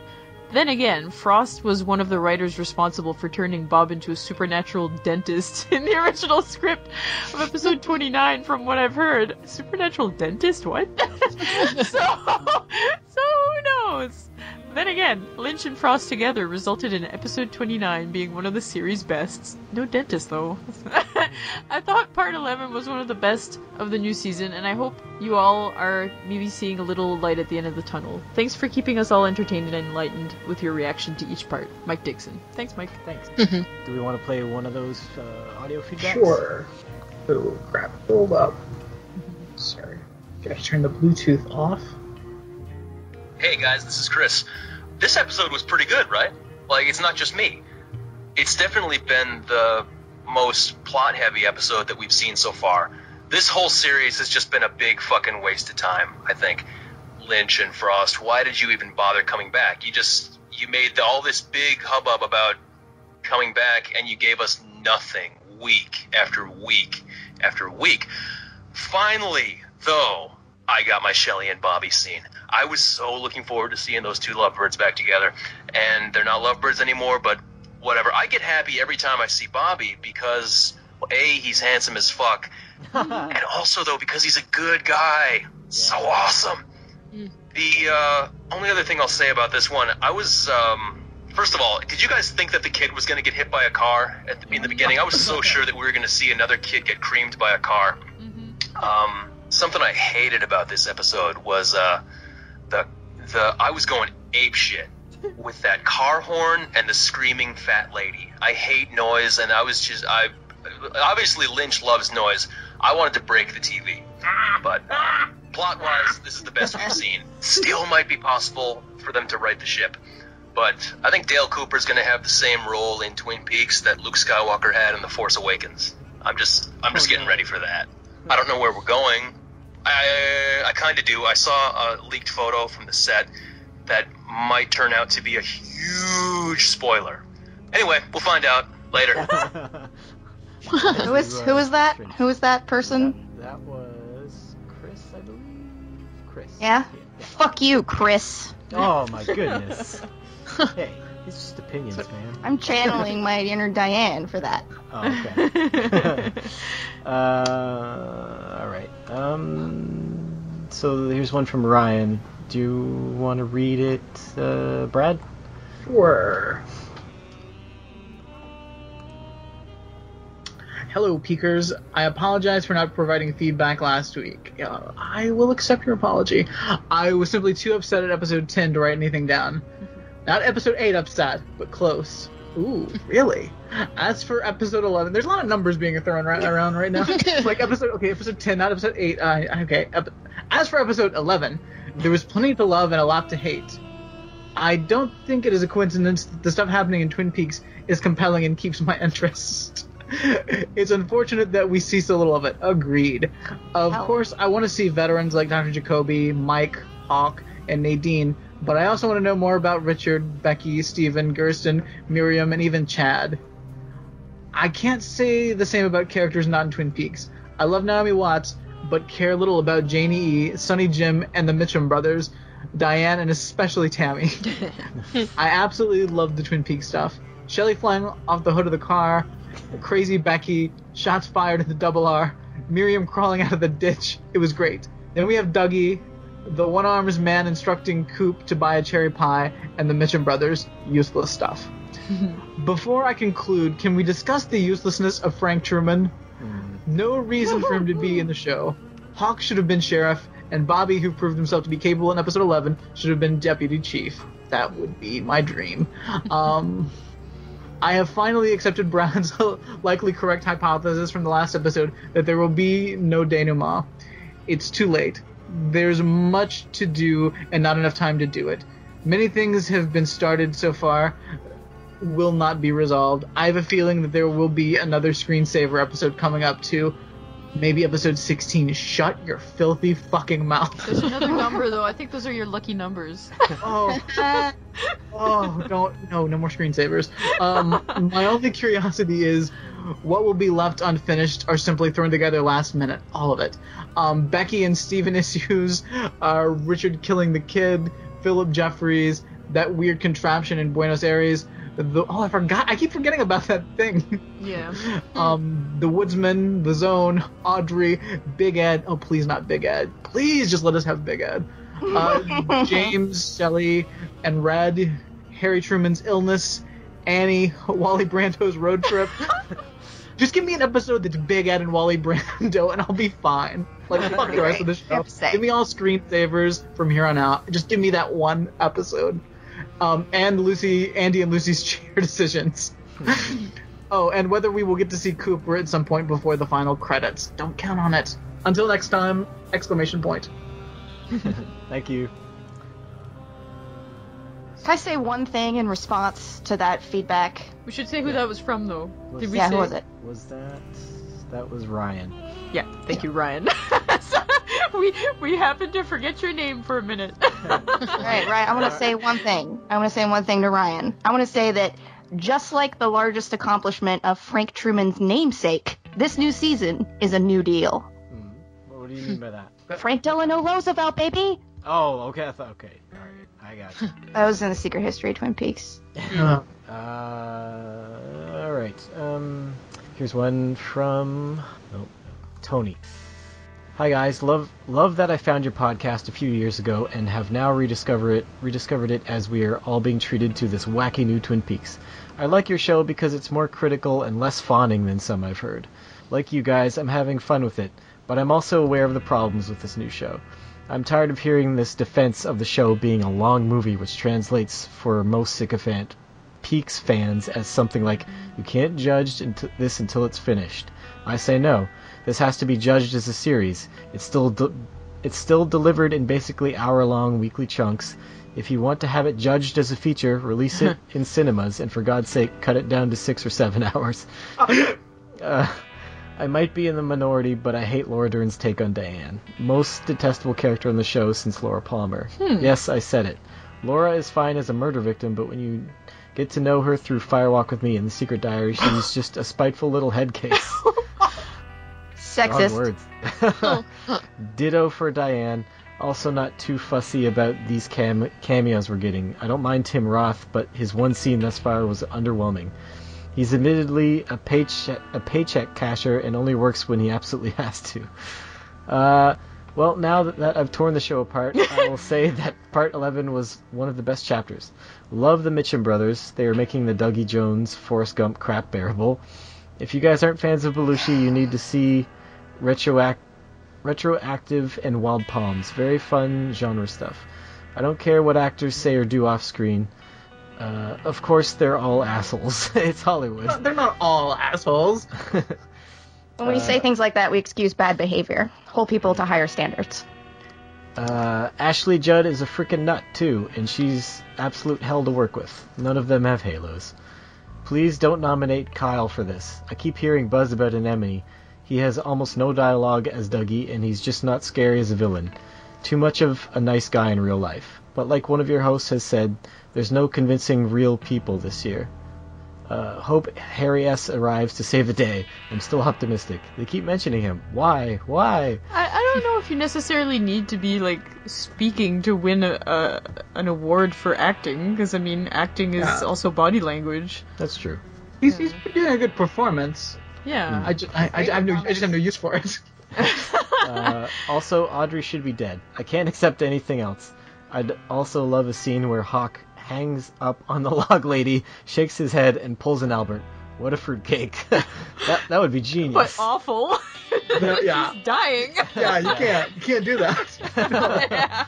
Thanks for a good show. Let's rock. Thanks, Tony. Fuck you, Tony. Steph, do you want to read one? Did you send me one? I'm going to put one in the chat here. For Skype, unless you prefer it on Facebook. No, I'm all over it. Alright. Okay. Whoa, okay. This is from Ben. Is it the... Wait, Starts with hey guys. Hi, guys. Okay, Ben here. And I thought I'd try to send something a little different with my feedback. I wanted to ask you all a couple questions and take a longer view of the series. Where I am after episode 11 is really pleased with the series overall, but challenged by a lot of it. In a way, it feels exactly like what it is, the bizarre love child of David Lynch's meandering, absurd filmmaking and Frost's lore obsession, and I think that makes parts of it feel forced. It's almost a jack of all trades but master of none, serving neither Lynch's or Frost's vision entirely, but also failing to combine the two totally effectively. Still, it's the first Lynch in a long time, and there is 18 glorious hours of it, so maybe I'm looking the gift horse in the mouth, and I'm really enjoying it. As the core podcast crew is pretty down on the return, are you at a point where you would prefer it didn't come out? Does it feel like you now want to edit the canon, like how I don't accept anything about metachlorians in Star Wars? Do you think the narrative of the series will close? Like Matt said before, it's too late to wrap up all of our questions. 119 lady ain't coming back. But do you think the nature of the universe will be clearly explained? And would that be what you want? Last question, because this looks long on my phone. Favorite moment of the series so far?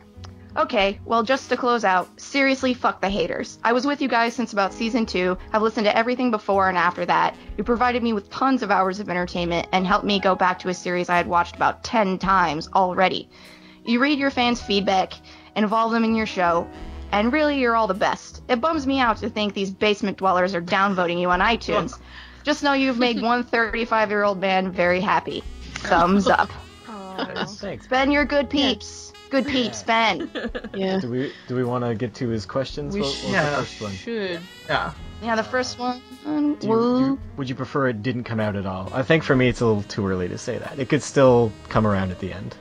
Yeah, I mean, listen, there's a lot of people that always try to say, like, oh, the new Indiana Jones ruined the movies for me, it ruined my childhood, whatever. Listen, if you don't like it, it's you just don't have to ever watch it again. Like, it's fine. Like, I'm never going to watch episode 8 again. Your old copies of Ghostbusters. No one's going to steal your Blu-rays. Exactly. Yeah, you can just, like, never watch it, and that's fine. And, like, there have been some good things, and I think any good things, okay, overall, who knows how I'll feel when this is over, but I think there have been some fun things that were enjoyable that make it worthwhile. And if nothing else, I do enjoy talking on the podcast with you guys. That's always fun, so that makes it worthwhile. That's my favorite part of it so far. Indeed. Nice. Yeah. Okay. Even with the dragging moments and like the crazy stuff where I have no idea what's going on, I'd say it's been a riot. Like, I've enjoyed the fact that I have no idea which way it's gonna go. Mel, do you have a stance on that yet? I was kind of indifferent to the show coming back at first, so I'm glad we have it. Sometimes it frustrates me, but I do enjoy talking about it, so yeah. Okay. And do we think the narrative of the series will close? I'm going to say no. Agreed. I mean, some will. I think some elements, some mysteries will be quote-unquote solved, as they already have been progressively. But I don't think necessarily there's an overall story to conclude. I mean, you can't destroy the Black Lodge. You can't kill Bob. Like, you know, like there are a lot of elements that are like beyond destruction. So what does that even mean? What would a resolution even fucking mean? I think the question narrative of the series, like, that alone that's a separate question of what will close, because the narrative of the series is something I'm not interested in to begin with. So, Caitlin, Mel, anything? It's gonna be what it's gonna be. Yeah. For me. Okay, and favorite moment so far for everybody? I really like the scene with Bobby and the traffic and the gun and the screaming lady and the zombie kid. Yeah, that was really good. It's really That was good. golden. I'm not sure if it's my favorite. I'm having trouble remembering them all right now. yeah. Screaming Lady's pretty high up there. In terms of like total enjoyment and like I think that scene for me too. My favorite to analyze was probably the Matt scene. That was like that was a very curious scene. So I think maybe those two. And then again, I had a really like wonderful visceral reaction to Becky just like screaming in anger and like her rage. I just reveled in it. So did love that. Mel. Also, another great scene just popped into my mind. Carl Rod on the park bench and watching that kid happily playing in the road. Man, I love life. Man, I love life. I hope my mom doesn't push me into the street. I keep seeing that now. Every time I see mothers with children, like, near the street, like, I keep, like, envisioning, like, the mothers pushing. And I'm like, ah! Like, Go on, son. Go on. it's awful. All right. Caitlin, do you have any other? Oh, you mean besides the nuclear explosion scene, which was my favorite, obviously? Your favorite, yeah. Yeah. So good. I think Caitlin was being sarcastic. I know.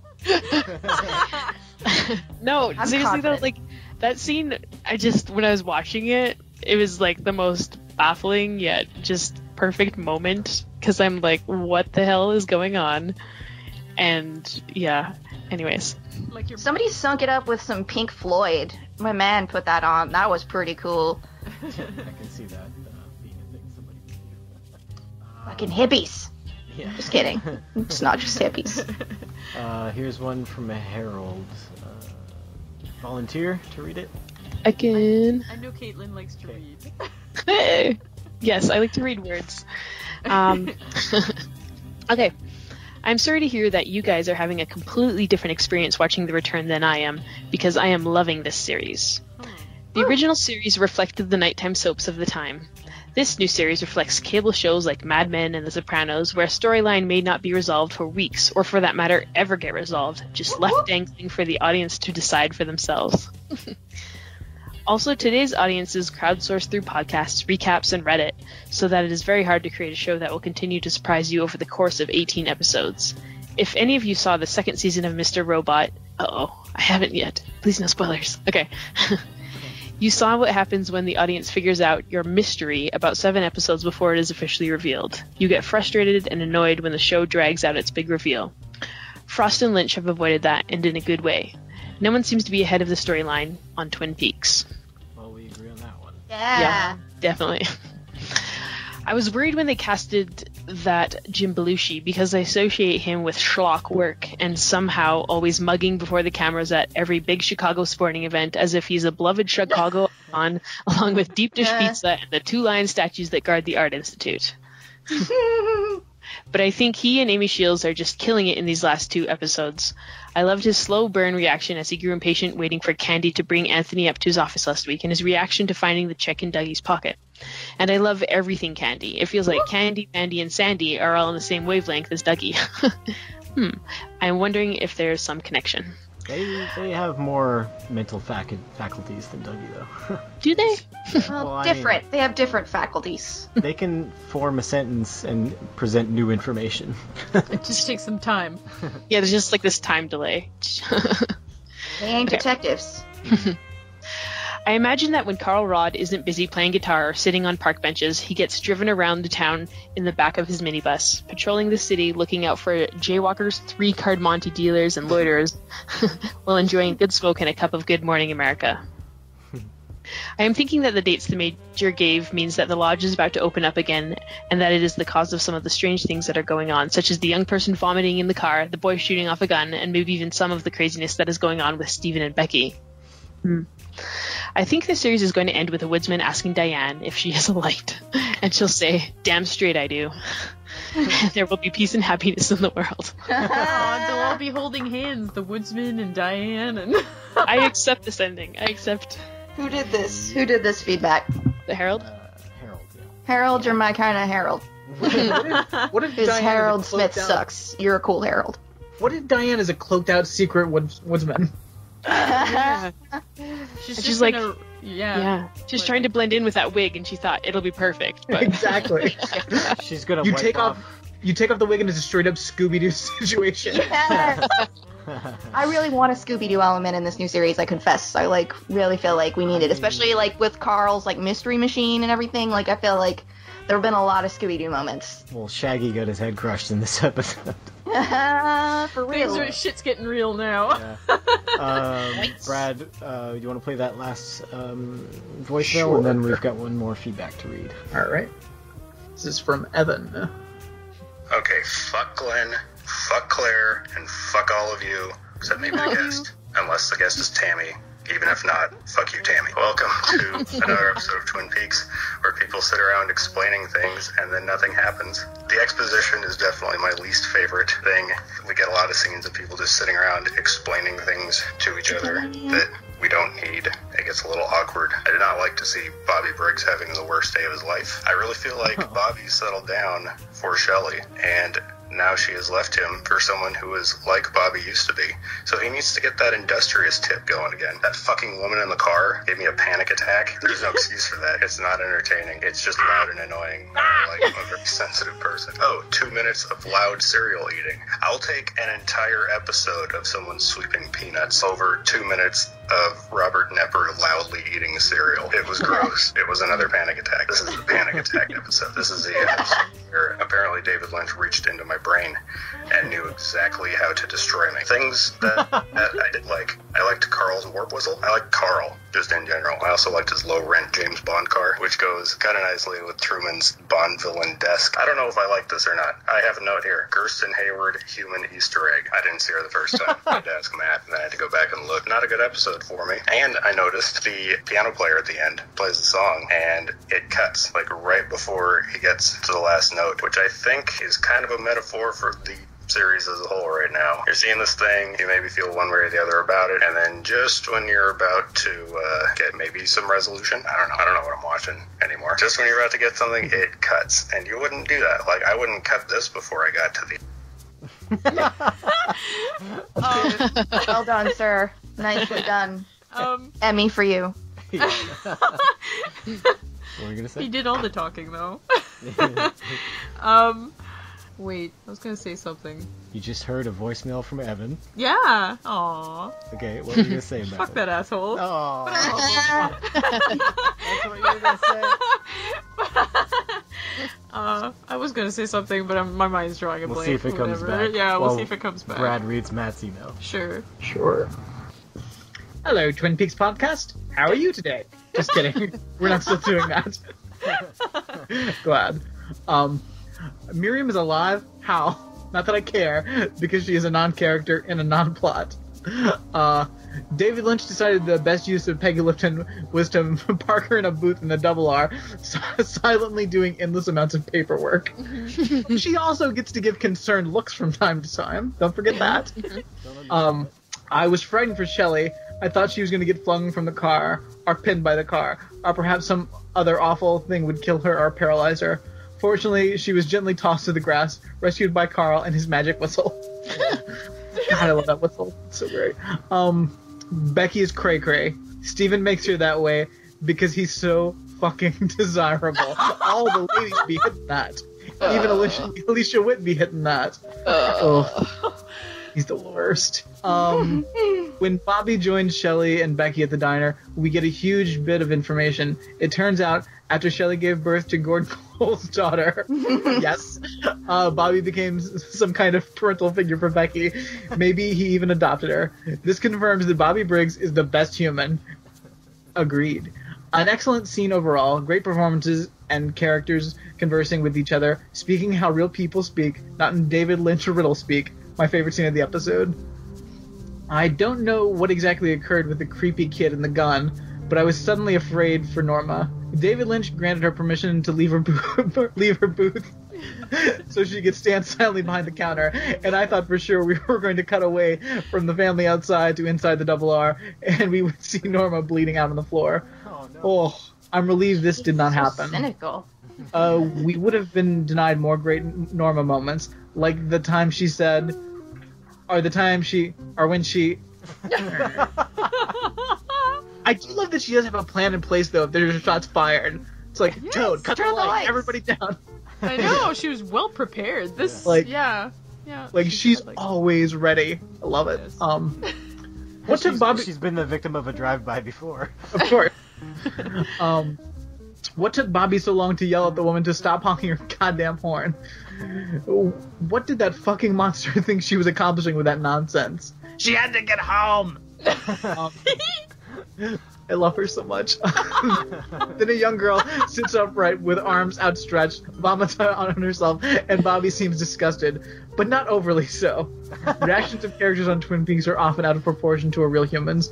Characters either overreact or underreact. More on that later when we get to the sky butthole. Nice. I love how patient Hawk is whenever that doddering old woman calls. There's fire where you're going.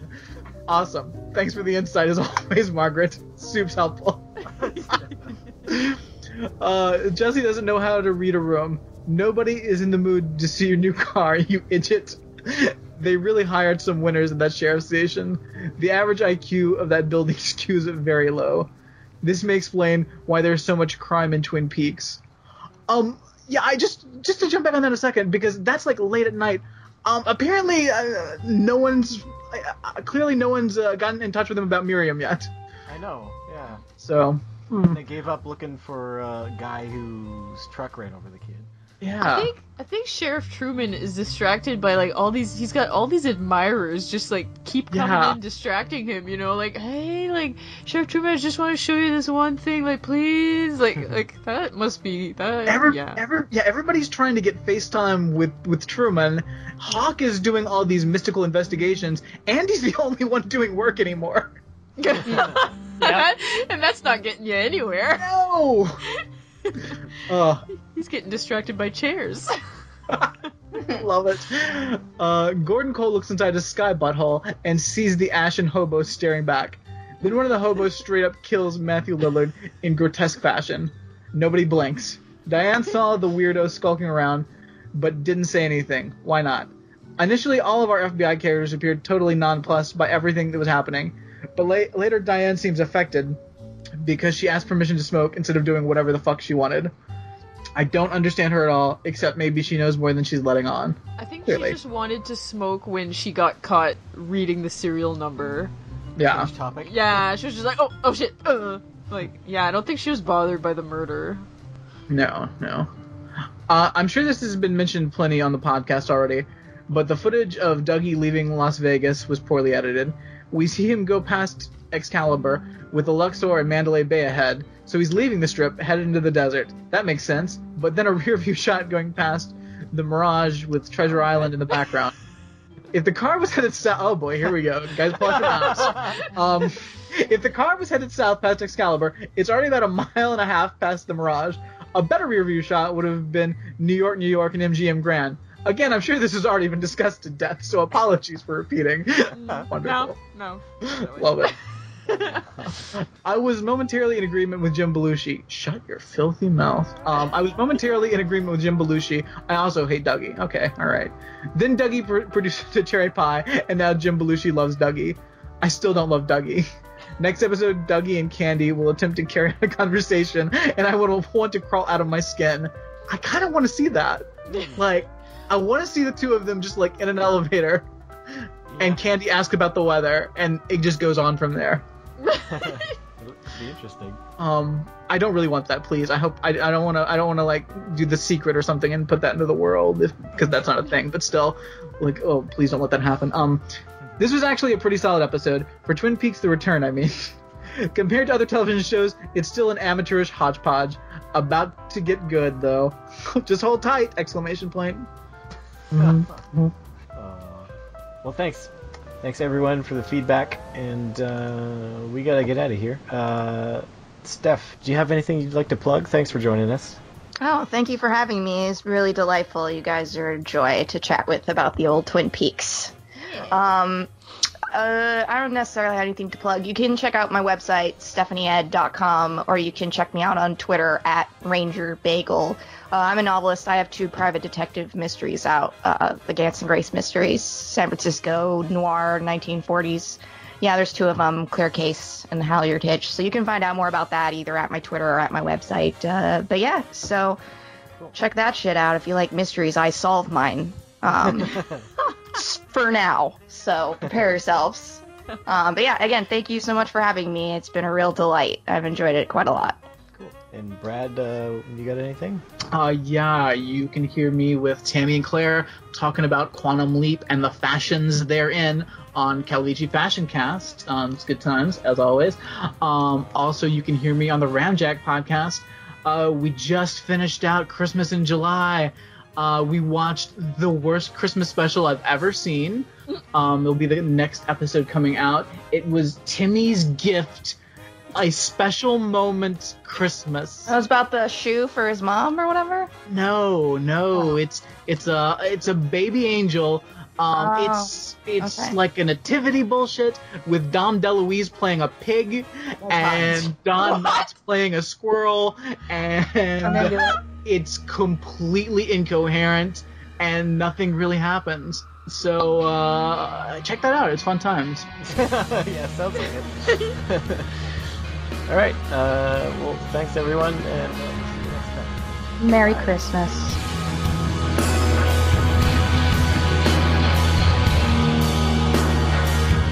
Thanks for listening. Check us out on twitter.com/TwinPeaksCast.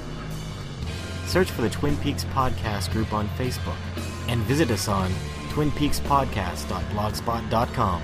Email your feedback to twinpeakspodcast@gmail.com.